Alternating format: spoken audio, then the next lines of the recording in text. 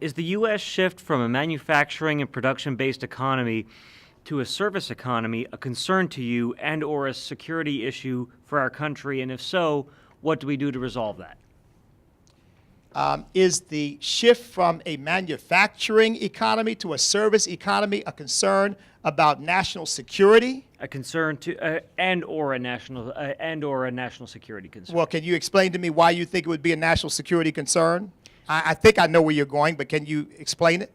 I think, well, at least what the intent of the question would be, let's say, if we needed to produce, let's say, a large amount of tanks, a la what happened in World War II, do we have the capacity to do that, to make that kind of? I think that's what this national security concern might be. In other words, others manufacturing things that might be of national security interest.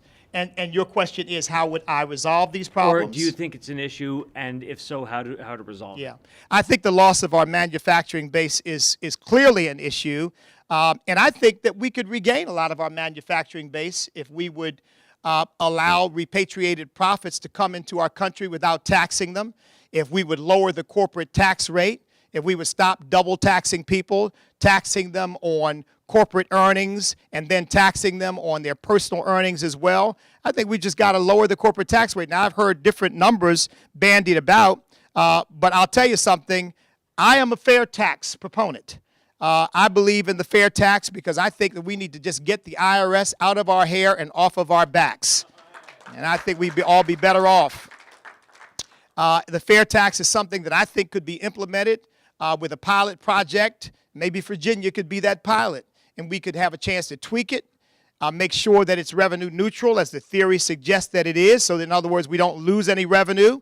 And that way, instead of taxing people on their income and getting all involved in their private lives and their personal lives and how they earn their money, we'd instead be taxing people on the basis of their spending.